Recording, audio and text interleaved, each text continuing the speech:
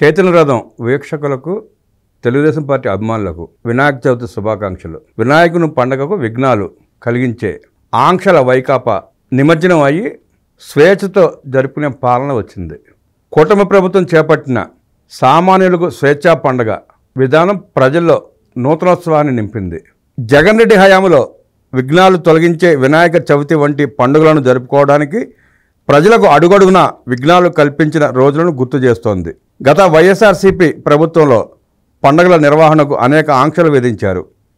మండపాల ఏర్పాటుకు రుసుము కట్టాల్సి వచ్చేది. మైక్ వాడకానికి రోజుకు 100 రూపాయలు చెల్లించాల్సి ఉండేది.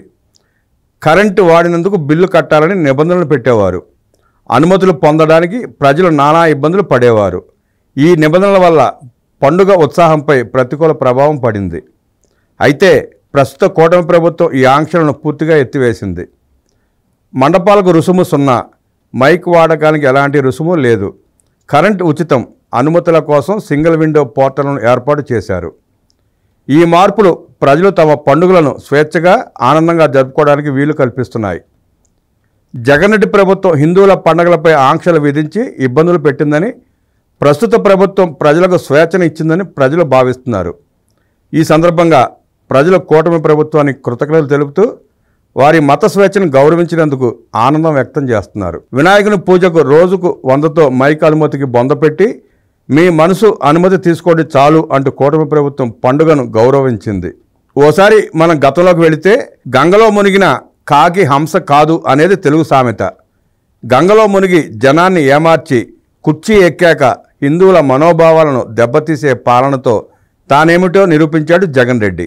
వినాయక చవితి అంటే దేశంలోని హిందువులకే కాకుండా మతాలకు అతీతంగా జరుపుకునే ఆత్మీయ పండుగ. కానీ జగన్ రెడ్డి హయాంలో అది అనుమతుల కొరడాతో ఆంక్షల మధ్యన బిక్కుబిక్కుమంటూ భయంగా జరుపుకునే పండుగగా మారిపోయింది. ఇది హిందూ సంప్రదాయాలపై పాలనాపరమైన అడ్డంకులు ఎన్ని రకాలుగా సాధ్యమవుతుందో అవన్నీ అధికారాన్ని దుర్వినియోగం చేసి మరీ సృష్టించాడు జగన్ రెడ్డి. అంతర్వేదిలోని శ్రీ లక్ష్మీ నరసింహస్వామి ఆలయంలో 60 ఏళ్ల చెక్క రథం 2020 సెప్టెంబర్లో అంతు చిక్కని పరిస్థితుల్లో కాలిపోయింది. విపక్ష పార్టీలు మరియు హిందూ సంస్థల ఒత్తిడి మూలంగా జగన్ రెడ్డి ప్రభుత్వం చివరకు విచారణకు అంగీకరించింది. తేనెటీగల కథలు వినిపించారు. ఇక జగన్ రెడ్డి ప్రభుత్వ కాలంలో రాష్ట్రంలో హిందూ ఆలయాలపై దాడులు కోకొల్లలు. పిఠాపురంలో దేవతా విగ్రహాలు ధ్వంసం. 2020 జనవరిలో గణేష్, హనుమాన్, సాయిబాబా, దుర్గామాత విగ్రహాలు సుత్తితో పగలగొట్టారు. ఫిబ్రవరి 2020లో నెల్లూరు జిల్లాలో శ్రీ ప్రసన్న వెంకటేశ్వర స్వామి ఆలయ రథం కాల్చివేశారు. రామతీర్థంలో 2020 డిసెంబర్లో ప్రాచీన రామ విగ్రహం తలభాగం తీసేశారు. అర్చకుడు భయకంపితుడై ప్రతిపక్ష నేత ముందు విచారంతో నిలిచిన దృశ్యం మనం మర్చిపోలేము. 2020 సెప్టెంబర్లో గంగాధర నెల్లూరు మండలంలో నంది విగ్రహం పగలగొట్టారు. విజయవాడ కనకదుర్గ ఆలయంలో 2020లో వెండితో చేసిన 3 సింహ విగ్రహాలు దొంగిలించారు.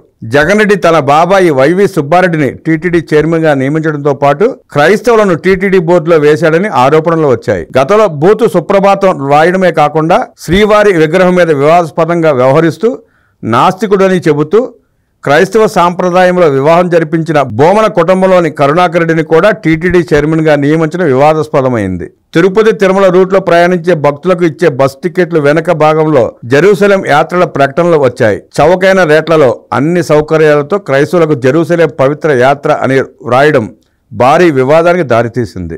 2020 సెప్టెంబర్లో జగన్ రెడ్డి ప్రభుత్వం రాష్ట్రంలోని 2500 ఆలయ ట్రస్టులను రద్దు చేసింది. ఇది ఎండోమెంట్స్ చట్టంలోని వంశ పారంపర్య ధర్మకర్తల నియమావళికి విరుద్ధమని ఆరోపణలు వచ్చాయి.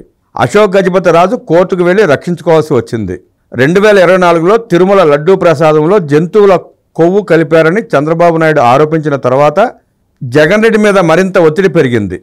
తిరుమల ఆలయానికి వెళ్లే ముందు నమ్మకాల డిక్లరేషన్ చేయాలని డిమాండ్ వచ్చింది. కోట్లాది హిందువుల ఆరాధ్య దైవమైన కోనేటి రాయని ముందు నేను డిక్లరేషన్ ఇవ్వడమా? ఇదా ఆ ఆలయ సంప్రదాయం? ఈ సెక్యులర్ దేశంలో ఇదేమి హిందూ సాంప్రదాయం అంటూ అహంకారంతో చివరకు జగన్ రెడ్డి తిరుమల ఆలయ దర్శనాన్ని రద్దు చేసుకున్నాడు. ఆయన సీఎంగా పట్టు వస్త్రాలు సమర్పించడానికి ఒంటరిగా రావడం పైన వివాదం వచ్చినా పట్టించుకోలేదు.